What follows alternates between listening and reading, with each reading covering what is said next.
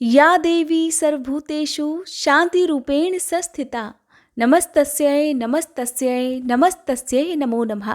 जय माता दी। आप सभी को चैत्र नवरात्रि की हार्दिक शुभकामनाएं। आज की वीडियो में मैं आपको चैत्र नवरात्रि के बारे में कुछ जरूरी बातें बतलाने वाली हूँ।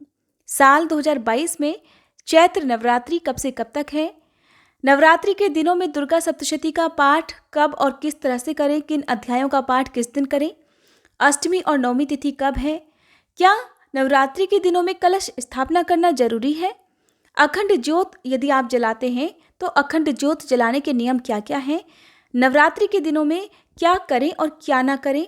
इनके साथ ही मैं आपको बताऊंगी कि माँ भगवती की पूजा करते समय आपको किन किन बातों का ध्यान रखना चाहिए। इन सारे प्रश्नों की जानकारी आज की इस वीडियो में आपको मिलने वाली है, इसलिए हो सकता है कि वीडियो थोड़ी लंबी हो जाए, इसलिए अपना कीमती समय निकालकर इस वीडियो को आप जरूर देखिएगा। अगर आपने हमारे चैनल को अभी तक सब्सक्राइब नहीं किया है तो चैनल को अभी सब्सक्राइब करके बेल आइकन जरूर प्रेस कर लें, क्योंकि हमारे चैनल पर आपको आने वाले समय में हर दिन नवरात्रि से जुड़ी कथाएं, माता के भोग और हर दिन की अलग अलग पूजा विधि, साथ ही दुर्गा सप्तशती के सभी पाठ भी सुनने को मिलेंगे। और जब तक आप बेल आइकन प्रेस नहीं करेंगे आपको हमारी वीडियोस का नोटिफिकेशन नहीं मिलेगा। अगर आज की वीडियो आपको पसंद आए तो कमेंट बॉक्स में जय माता दी जरूर लिखेगा। आपके यदि कोई प्रश्न हो तो वो भी आप कमेंट बॉक्स में पूछ सकते हैं। सबसे पहले तो मैं आपको बता दूं कि इस साल चैत्र नवरात्रि साल 2022 में 2 अप्रैल शनिवार से प्रारंभ होंगी और 11 अप्रैल सोमवार को समापन हो जाएगा। इस बार नवरात्रि की कोई भी तिथि घटेगी या बढ़ेगी नहीं, इसलिए नवरात्रि में माँ की पूजा करने के पूरे 9 दिन प्राप्त होंगे। अष्टमी तिथि रहेगी 9 अप्रैल शनिवार को और नवमी तिथि रहेगी 10 अप्रैल रविवार को। इसके अगले दिन यानी कि 11 अप्रैल सोमवार के दिन कलश विसर्जन और दुर्गा विसर्जन किया जाएगा। नवरात्रि में कलश स्थापना हमेशा प्रतिपदा तिथि को शुभ मुहूर्त में ही की जाती है। शुभ मुहूर्त बीतने के बाद की गई कलश स्थापना का फल प्राप्त नहीं होता है, इसलिए कलश स्थापना हमेशा विधिवत और शुभ मुहूर्त में ही करनी चाहिए। कलश स्थापना का शुभ मुहूर्त रहेगा 2 अप्रैल शनिवार की सुबह 6:11 से लेकर 8:29 तक। नवरात्रि के पहले दिन कलश स्थापना के साथ साथ इस दिन माँ दुर्गा के माँ शैलपुत्री रूप की पूजा भी की जाती है। दूसरे दिन माँ ब्रह्मचारिणी की, तीसरे दिन माँ चंद्रघंटा की, चौथे दिन माँ कूष्मांडा की, पांचवें दिन माँ स्कंद माता की, छठे दिन माँ कात्यायनी की, सातवें दिन माँ कालरात्रि की, आठवें दिन माँ महागौरी की और 9वें दिन माँ सिद्धिदात्री की पूजा की जाती है। हर दिन माँ दुर्गा के अलग अलग 9 रूपों की पूजा करने के बाद उनका प्रिय भोग उन्हें अर्पित किया जाता है। साल में 2 बार नवरात्रि होती है, एक शारदीय नवरात्रि और एक चैत्र मास की नवरात्रि। जब भी नवरात्रि की बात आती है तो हम माँ भगवती की आराधना करने की बात करते हैं, 9 अलग अलग स्वरूपों की पूजा करने की बात करते हैं। लेकिन क्या आप जानते हैं कि आखिरकार नवरात्रि का त्योहार क्यों मनाया जाता है, इसकी मान्यता क्या है? दरअसल नवरात्रि मनाने की एक पौराणिक कथा है, जिसके अनुसार महिषासुर नाम का एक बड़ा ही शक्तिशाली राक्षस था जो कि अमर होना चाहता था, और इसी इच्छा के चलते उसने श्री ब्रह्मा जी की कठोर तपस्या की और ब्रह्मा जी उसकी तपस्या से प्रसन्न हुए और उसे दर्शन देकर कहा कि उसे जो भी वर चाहिए वो मांग ले। तब महिषासुर ने अपने लिए अमर होने का वरदान मांग लिया। महिषासुर की ये बात सुनकर ब्रह्मा जी बोले, जो इस संसार में पैदा हुआ है उसकी मृत्यु निश्चित है, इसलिए हे महिषासुर, जीवन और मृत्यु को छोड़कर जो चाहे वो मांग लो। श्री ब्रह्मा जी के ऐसे वचन सुनकर महिषासुर बोला कि हे प्रभु, तो फिर मुझे ऐसा वरदान दीजिए कि मेरी मृत्यु ना तो किसी देवता या असुर के हाथों हो, ना किसी मानव के हाथों हो, अगर मेरी मृत्यु हो तो किसी स्त्री के हाथों हो। महिषासुर की बात सुनकर ब्रह्मा जी ने तथास्तु कहा और वहीं अंतर्ध्यान हो गए। इसके बाद महिषासुर राक्षसों का राजा बन गया। तब उसने देवताओं पर आक्रमण कर दिया। देवतागण इस आक्रमण से घबरा गए। फिर उन सब ने मिलकर महिषासुर का सामना किया, जिसमें भगवान शिव और श्री हरि ने भी उनका साथ दिया। लेकिन महिषासुर के हाथों सभी को पराजय का सामना करना पड़ा और देवलोक पर महिषासुर का राज हो गया। महिषासुर के आतंक से पीड़ित सभी देवतागणों ने भगवान विष्णु के साथ साथ आदि शक्ति की आराधना की। तब उन सभी के शरीर से जब रोशनी निकली तो उससे एक बेहद सुंदर अप्सरा के रूप में माँ देवी ने दुर्गा का रूप धारण कर लिया। देवी दुर्गा को देखकर महिषासुर उन पर मोहित हो गया और उनसे विवाह करने का प्रस्ताव उनके सामने रखने लगा। बार बार वो यही कोशिश करने लगा। तब देवी दुर्गा मान तो गई, लेकिन एक शर्त पर उन्होंने कहा कि महिषासुर को उन्हें युद्ध में जीतना होगा। महिषासुर इसके लिए मान गया और फिर युद्ध प्रारंभ हुआ, जो कि 9 दिन तक चला। 10वें दिन देवी दुर्गा ने महिषासुर का अंत कर दिया और तभी से नवरात्रि का ये पर्व मनाया जाने लगा। अब बात करते हैं पहले प्रश्न की कि चैत्र नवरात्रि कब से कब तक है। तो मैं आपको बता दूं कि 2 अप्रैल से नवरात्रि प्रारंभ होकर 10 अप्रैल को समाप्त हो जाएगी। ऐसे में खासकर ध्यान देने वाली बात है कि जो लोग अष्टमी तिथि के दिन कन्या पूजन करते हैं, उन्हें भी नवरात्रि के 9वें दिन माँ भगवती के 9वें स्वरूप की यानी कि माँ सिद्धिदात्री की पूजा जरूर करनी चाहिए और 10वें दिन ही कलश विसर्जन और दुर्गा विसर्जन करना चाहिए। कई बार लोग अष्टमी पूजन करते हैं, कन्या पूजन भी अष्टमी के दिन करते हैं और अगले दिन ही कलश विसर्जन कर देते हैं। तो ऐसा बिल्कुल नहीं करना चाहिए, क्योंकि नवरात्रि का मतलब ही 9 दिन की पूजा है। आप कन्या पूजन तो अष्टमी के दिन कर सकते हैं, लेकिन विसर्जन हमेशा 9 दिन पूरे होने के बाद ही किया जाता है। दूसरा प्रश्न, क्या कलश स्थापना जरूरी है? तो मैं आपको बता दूं कि देखिए, नवरात्रि में यदि आपकी श्रद्धा है, आपका मन है, तो आप कलश स्थापना जरूर करें। नहीं तो नवरात्रि की पूजा बिना कलश स्थापना के भी की जा सकती है। अगर आपने कलश स्थापना नहीं की है, तो आप फिर पूजा करते समय या दिन भर अपने मन में बार बार ये ध्यान बिल्कुल भी ना करें कि आपने कलश स्थापना नहीं की है, तो क्या आपको पूजा का या नवरात्रि के उपवास का पूर्ण फल प्राप्त होगा या नहीं होगा। आप तो बस सच्चे मन से माँ की पूजा करते रहिए, माँ इसी से प्रसन्न हो जाएंगी। माँ बहुत दयालु है, अपने भक्तों का सारा हाल जानती है।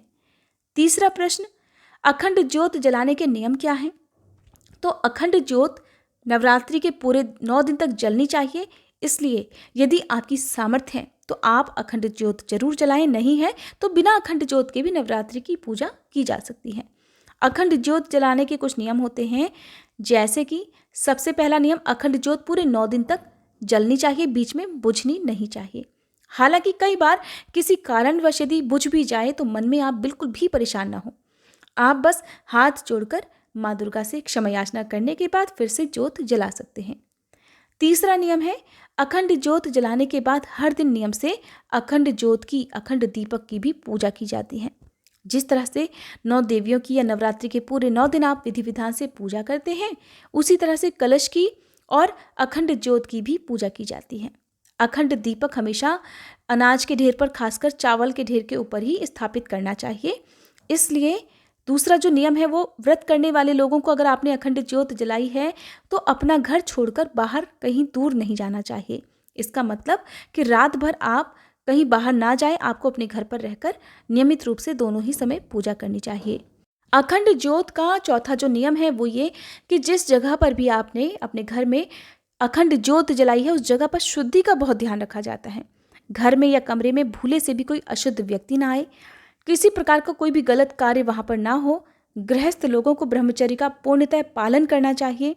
घर में कलह, क्लेश या फिर महिलाओं का या कन्याओं का अपमान उस घर में कभी नहीं होना चाहिए। वैसे तो नवरात्रि के बिना भी इन सब बातों का ध्यान रखना चाहिए, लेकिन नवरात्रि के दिनों में ये बातें बहुत ज़्यादा जरूरी हो जाती हैं। अखंड ज्योत का दीपक मिट्टी का बना हुआ लेना चाहिए और अखंड ज्योत जलाने के लिए कलावा यानी कि जिसे मौली भी कहते हैं, उसी का प्रयोग किया जाता है। क्योंकि रुई की बत्ती अगर आप प्रयोग करेंगे तो वो बार बार फिर कम हो जाएगी, हो सकता है आपको बाती बदलनी पड़े, और अखंड ज्योत की जो बाती है वो बार बार बदली नहीं जाती है। इस बात का आपको ध्यान रखना है। चौथा प्रश्न कि नवरात्रि के दिनों में क्या करें और क्या ना करें। जैसा कि आप सभी जानते हैं, नवरात्रि के 9 दिन बहुत ही पवित्र दिन होते हैं। पूरे 9 दिन तक माँ दुर्गा के 9 अलग अलग रूपों की पूजा की जाती है।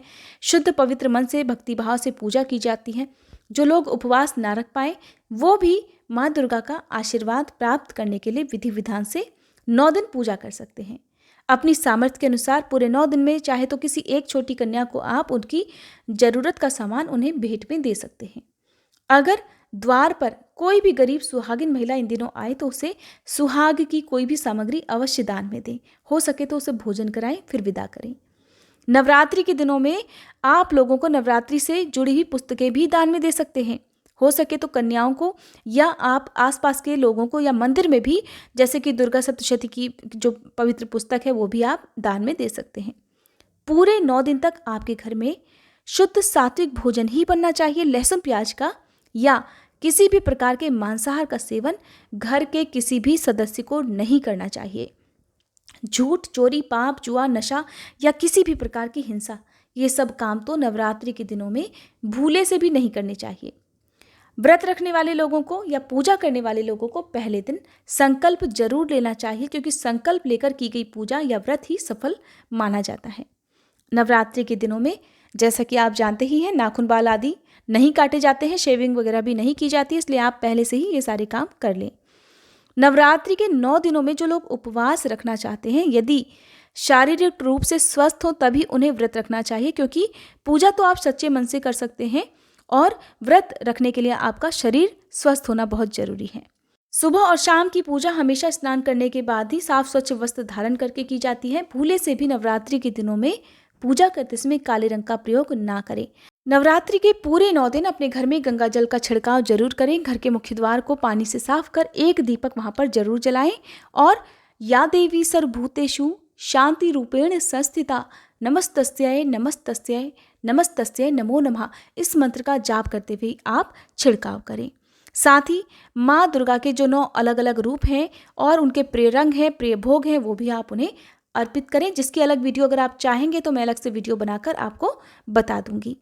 माँ भगवती को केवल शुद्ध सात्विक चीज़ों का भोग ही लगाया जाता है, इसलिए अगर आप हर दिन अपनी सामर्थ्य के अनुसार उन्हें भोग ना भी लगा पाएँ, अलग अलग भोग ना लगा पाएँ, तो आप माँ भगवती को केवल लौंग, बताशा या साथ में कोई मौसमी फल या दूध से बनी मिठाई का भोग भी लगा सकते हैं। किसी भी देवी देवता को हो सके तो मीठा ही कोई भोग में लगाना चाहिए। नवरात्रि के पूरे 9 दिन तक आपके घर में गंदगी नहीं होनी चाहिए। सुबह की पूजा हो सके तो सूर्योदय से पहले या फिर ब्रह्म मुहूर्त में ही कर लेनी चाहिए। ब्रह्म मुहूर्त में ऐसी शक्तियां होती हैं कि उस समय की गई पूजा या फिर मंत्रों का जाप सबसे जल्दी सफल हो जाता है। विशेष मनोकामना की पूर्ति के लिए यदि संभव हो तो ब्रह्म मुहूर्त में उठकर पूजा जरूर करें। नवरात्रि के 9 दिनों में संभव हो तो हर दिन नियम से आसपास के किसी भी देवी मंदिर में या किसी पवित्र वृक्ष के नीचे और अपने घर के मुख्य द्वार पर एक दीपक जरूर जलाएं। घर के मुख्य द्वार पर पहले दिन ही आम और अशोक के पत्तों से बना हुआ तोरण बांधें और हर दिन अपने घर पर गंगा जल का छिड़काव जरूर करें। ऐसा करने से घर में सकारात्मकता आती है, पॉजिटिविटी आती है, घर की नकारात्मक ऊर्जा दूर हो जाती है। अब अगला प्रश्न है कि दुर्गा सप्तशती का पाठ नवरात्रि के दिनों में कैसे करना चाहिए। तो देखिए, दुर्गा सप्तशती का जो पाठ है वो बहुत ही महत्वपूर्ण होता है और नवरात्रि की पूजा बिना दुर्गा सप्तशती के अधूरी मानी जाती है। ऐसे में आपको जानकारी होनी चाहिए कि दुर्गा सप्तशती का पाठ कैसे किया जाता है, कौन सी बातों का ध्यान रखना चाहिए, क्योंकि इसके पाठ के बिना आपको किए गए उपवास का, किए गए पूजा का पूर्ण फल प्राप्त होगा ही नहीं। और माँ दुर्गा को दुर्गा सप्तशती का पाठ अत्यंत प्रिय है। इसकी जो जानकारी है, संपूर्ण जानकारी यदि आप प्राप्त करना चाहते हैं तो उसकी वीडियो भी आपको अलग से मिल जाएगी, जिसके लिए आप कमेंट बॉक्स में बता दीजिएगा, क्योंकि एक ही वीडियो में इतनी सारी बातों को बताना थोड़ा सा मुश्किल हो जाएगा और वीडियो भी बड़ी हो जाएगी, जो कि आपके लिए ठीक नहीं होगा। तो अगर आप जानना चाहते हैं तो मैं आपको संपूर्ण पूजा विधि और जो संकल्प लिया जाता है दुर्गा सप्तशती के पाठ से पहले, वो भी मैं आपको बता दूंगी। सबसे पहले मैं संक्षेप में थोड़ी सी जानकारी जो बहुत जरूरी है आपको जरूर बताऊंगी कि दुर्गा सप्तशती का पाठ प्रारंभ करने से पहले और बाद में कम से कम 11 या 21 बार ओम ऐं ह्रीं क्लीं चामुंडाय विच्चे, जो कि नवाक्षर मंत्र है, इसका उच्चारण आप जरूर करें। उसके बाद ही दुर्गा सप्तशती का पाठ प्रारंभ करें। जिस दिन जो अध्याय समाप्त हो उसके बाद भी इसका जाप करना चाहिए। श्री दुर्गा सप्तशती का पाठ यदि आप करना चाहते हैं तो नवरात्रि की पूजा करने से पहले तो आपको विघ्नहर्ता भगवान गणेश जी की पूजा ही करनी चाहिए, क्योंकि वही सर्वप्रथम पूजनीय देव हैं। उसके बाद दुर्गा सप्तशती का पाठ करने का संकल्प लिया जाता है, भगवान शिव का, माँ दुर्गा का ध्यान किया जाता है, फिर हाथ में जल या पुष्प लेकर संकल्प लिया जाता है कि आप श्रद्धापूर्वक नवरात्रि के पूरे 9 दिन तक दुर्गा सप्तशती का पाठ करेंगे। माँ भगवती इसे स्वीकार करें। हो सके तो आप एक ही दिन में संपूर्ण दुर्गा सप्तशती का पाठ कर लें और हर दिन इसी प्रकार से करें। अगर ऐसा नहीं कर पाते हैं तो दुर्गा सप्तशती के अलग अलग अध्यायों का भी पाठ आप दिनों के हिसाब से कर सकते हैं। श्री दुर्गा सप्तशती में कुल 13 अध्याय हैं और कुल 700 श्लोक हैं, जिनका हिंदी अनुवाद ही मैं आपको सुनाऊंगी। दुर्गा सप्तशती का पाठ प्रारंभ करने से पहले दुर्गा सप्तशती की जो पवित्र किताब है, पुस्तक है, उसका पूजन किया जाता है, धूप दीप तिलक अर्पित किया जाता है। उसके बाद अगर आप किताब के माध्यम से नहीं पढ़ते हैं, मोबाइल या इंटरनेट के माध्यम से आप कथा या पाठ पढ़ते या सुनते हैं, तो आपको माँ दुर्गा का, भगवान शिव का मन ही मन ध्यान करना चाहिए। अपने माथे पर तिलक लगाकर पूर्व दिशा की ओर मुंह करके आंखें बंद कर इस कथा को सुनना चाहिए। नवरात्रि के पहले दिन की पूजा का समय आपको बहुत ज़्यादा लगेगा, वो इसलिए क्योंकि इसी दिन कलश स्थापना भी की जाती है, चौकी की स्थापना भी की जाती है। तो आपको जो दुर्गा सप्तशती का पाठ है उसमें भी कुछ ऐसे अध्याय हैं जो कि पहले दिन ही पढ़ने या सुनने चाहिए। सबसे पहले दिन अर्गला, कीलक और कवच का पाठ करने के बाद ही श्री दुर्गा सप्तशती का पहला अध्याय पढ़ा जाता है। दूसरे दिन दूसरा और तीसरा अध्याय, तीसरे दिन चौथा अध्याय, चौथे दिन पांचवा, छठा, सातवां और आठवां अध्याय, पांचवें दिन नवां और 10वां अध्याय, छठे दिन 11वां अध्याय, सातवें दिन 12वां और 13वां अध्याय, आठवें दिन मूर्ति रहस्य, हवन और क्षमा प्रार्थना, नवें दिन कन्या पूजन कर दुर्गा सप्तशती का पाठ संपूर्ण माना जाता है। इसके अलावा हर दिन दुर्गा सप्तशती के पाठ के बाद क्षमा याचना जरूर करनी चाहिए, ताकि पाठ करते समय जाने अनजाने में हुई गलती के लिए आपको माँ भगवती क्षमा कर सके। अगर आप कलश स्थापना की विधि के बारे में भी जानना चाहते हैं तो कमेंट बॉक्स में जरूर बताइएगा, जिसकी अलग से वीडियो भी आपको मिल जाएगी। नवरात्रि के दिनों में क्या करें और क्या ना करें, तो मैं आपको बता दूं कि नवरात्रि की पूजा में वैसे तो व्रत कोई भी रख सकता है, स्त्री पुरुष कोई भी रख सकता है, लेकिन जो कन्याएं हैं या महिलाएं हैं वो जब पूजा करें तो उन्हें अपना सर हमेशा ढककर ही पूजा करनी चाहिए, और पूजा करते समय बाल गीले ना हो, बालों से पानी ना टपक रहा हो, इस बात का ध्यान रखना चाहिए। माँ दुर्गा को भूले से भी तुलसी दल अर्पित नहीं किए जाते हैं। नवरात्रि के दिनों में माँ दुर्गा का श्रृंगार करें, माँ दुर्गा को श्रृंगार की सामग्री अर्पित करें। दाम्पत्य जीवन को सुखी बनाने के लिए या मनचाहा जीवन साथी प्राप्त करने के लिए कन्याएं माता का 16 श्रृंगार कर सकती हैं, श्रृंगार की वस्तुएं दान में दे सकती हैं। सुहागिन महिलाएं माता को सिंदूर अर्पित कर उसी सिंदूर को अपने मांग में लगाएं, तो ऐसा करने से भी माँ भगवती प्रसन्न होती हैं और आपके दाम्पत्य जीवन को मधुर बना देती हैं। अगर नवरात्रि के दिनों में आपको माँ दुर्गा को अर्पित करने के लिए अलग अलग दिनों के हिसाब से अलग अलग रंगों के फूल ना भी मिल पाए, तो आप हर दिन नियम से केवल लाल या फिर पीला फूल भी माँ दुर्गा को अर्पित कर सकते हैं। वैसे तो नवरात्रि के 9 दिनों में माँ भगवती के अलग अलग स्वरूपों की ही पूजा की जाती है। अगर आपके पास अलग से माँ दुर्गा की अलग अलग 9 रूपों की तस्वीर ना हो, तो आप वैसे तो चाहे मार्केट से आपको सब कुछ मिल सकता है, लेकिन किसी कारणवश अगर ऐसा संभव ना हो तो आप माँ भगवती की, माँ दुर्गा की मूर्ति या तस्वीर का भी पूजन कर सकती हैं। उन्हीं में आप 9 देवियों की अलग अलग पूजा कर सकती हैं, उनका ध्यान कर सकते हैं। ये थी आज की वीडियो। उम्मीद करती हूँ ये जानकारी आपको पसंद आई होगी। अगर आप नवरात्रि के दिनों में देवी भागवत महापुराण सुनना चाहते हैं तो आप कमेंट बॉक्स में मुझे ज़रूर बताइएगा, ताकि अपने दूसरे चैनल पर मैं आपको इन कथाओं को भी सुना सकूँ।